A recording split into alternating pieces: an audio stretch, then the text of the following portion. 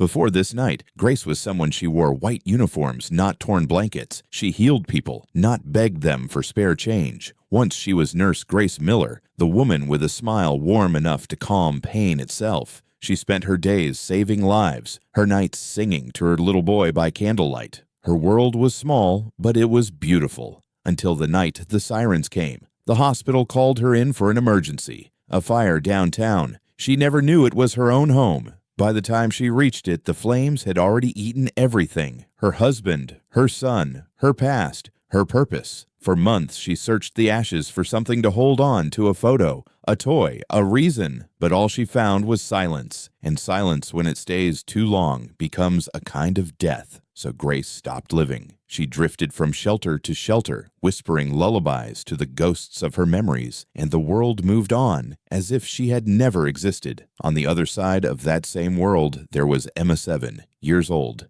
too young to know what loss truly means. She sat in the back seat of a car that never reached home. Headlights, screams, then darkness. When Emma opened her eyes, she was lying on the side of a road, clutching her stuffed rabbit. Her mother was gone.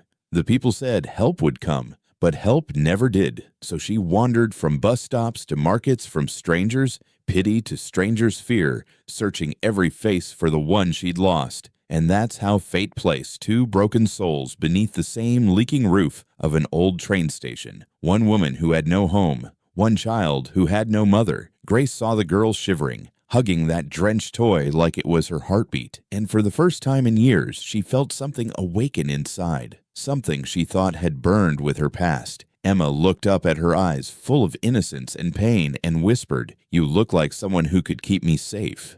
2 strangers, 2 stories that had nothing left to give, and yet somehow in each other's emptiness, they found the first spark of belonging, because sometimes the family you lose is the one life sends back to you in the face of a stranger. The rain didn't stop that night. It fell harder, colder, as if the sky itself was weeping for 2 forgotten souls. Grace looked at the trembling child beside her. Emma's little hands were purple from the cold, her tears lost in the storm. Without a second thought, Grace took off her coat, the only thing she owned, and wrapped it around the girl.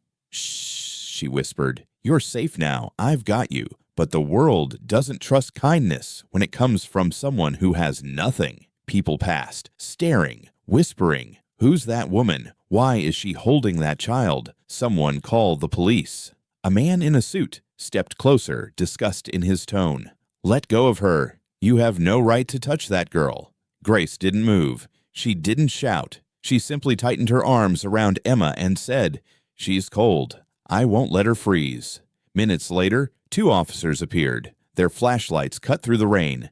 "Ma'am, step away from the child," one said. Grace looked up, soaked and shaking. "She's lost," she pleaded. "Please, she's just lost." But no one believed her, because when the world sees a woman on the ground, they forget she was once someone who stood tall. Emma cried out, "Don't take her. Please don't take her." Her small voice sliced through the noise, through the judgment, through the blindness. And for the first time, someone paused. Grace knelt beside her, brushing wet hair from her face. "Do you know this woman, sweetheart?" An officer asked. Emma nodded through tears. "She sings like my mom." The officers hesitated. The crowd quieted. Grace looked down at the girl, her heart breaking and healing in the same breath. She whispered a tune, slow, gentle, familiar. Emma's sobs slowed. Her breathing matched the rhythm. It was the same lullaby her mother used to sing before bed, the one she thought she'd never hear again. And in that moment, under the leaking roof of an old train station, a homeless woman became a shelter, and a lost child found the heartbeat of home again. 2 souls, one broken by loss, the other by loneliness, started to piece each other back together with nothing but warmth and faith. But fate never gives gifts without testing them, because sometimes when 2 hearts finally find peace, the world finds a way to tear them apart again. Morning came with the sound of sirens. The rain had stopped, but peace never stayed long for Grace. She sat with the child in her arms, exhausted, shivering yet smiling faintly. For the first time in years, she'd slept knowing someone needed her again. But peace is fragile, especially for those the world chooses not to see. The officers returned this time with suits and cameras, the kind that cared more about headlines than hearts. They tore Emma from her grasp, calling Grace dangerous, unstable, a threat. No one saw the panic in her eyes, the way her trembling hands reached for air when the girl was pulled away. The child screamed, "Don't take her away. She's my friend. She saved me." But their words were drowned by the hum of the train, the chatter of the curious, the cold voice of authority. Grace stood frozen, the same way she had the day she lost her family in the fire, helpless, watching everything she loved disappear into smoke. That night she wandered through empty streets again. No coat, no home, just a broken lullaby echoing through her mind, the one Emma made her sing. But fate was not done with them yet, because kindness has a strange way of finding its way back, even through pain. Days passed. Newspapers showed headlines about the missing girl found safely rescued by a homeless woman. Grace's name was never printed. No one asked who she was. The world clapped for the system and forgot the soul. Until one afternoon, the glass doors of a hospital opened. A small voice echoed down the hallway. "Grace." She turned. There she was.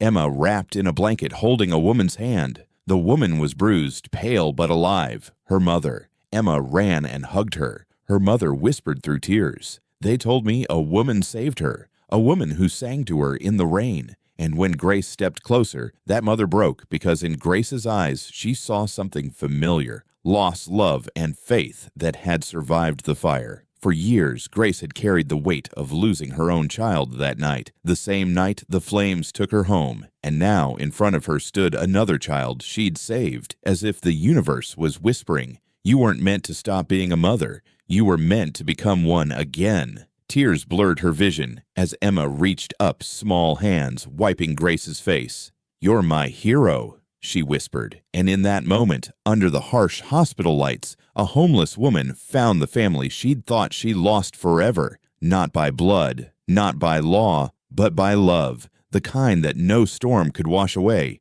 Two souls who met by accident ended up healing everything the world broke. And as Grace held Emma one last time, she realized home wasn't a place. It was a heartbeat that found hers again. Days turned into weeks.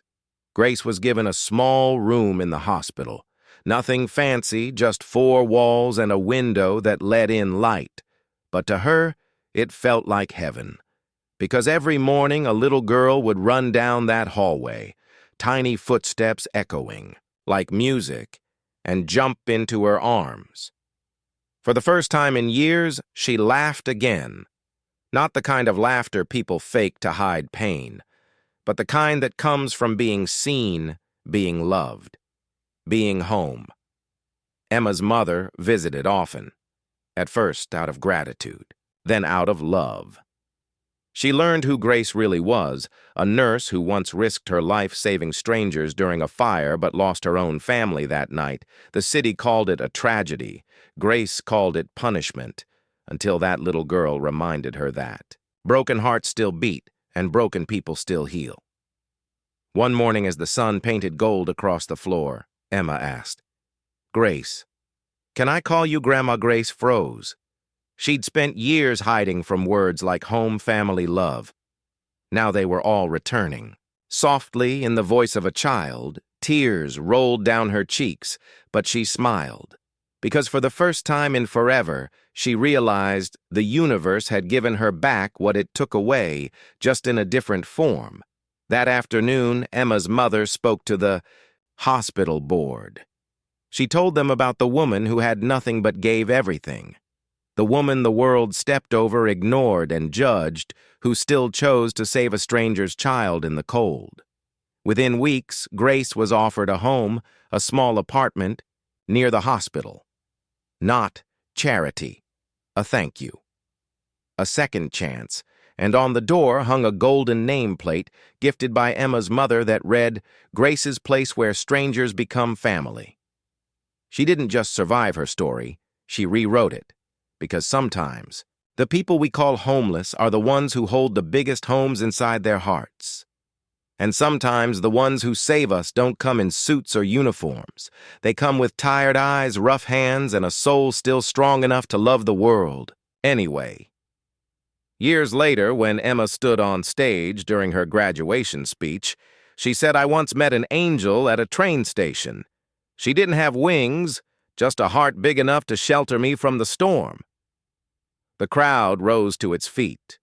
Grace sitting in. The front row smiled quietly, humbly. Because she didn't need applause, she already had everything. Family isn't who you're born to. It's who stays when the world walks away. Share this story if you believe love can find us, even in the darkest places.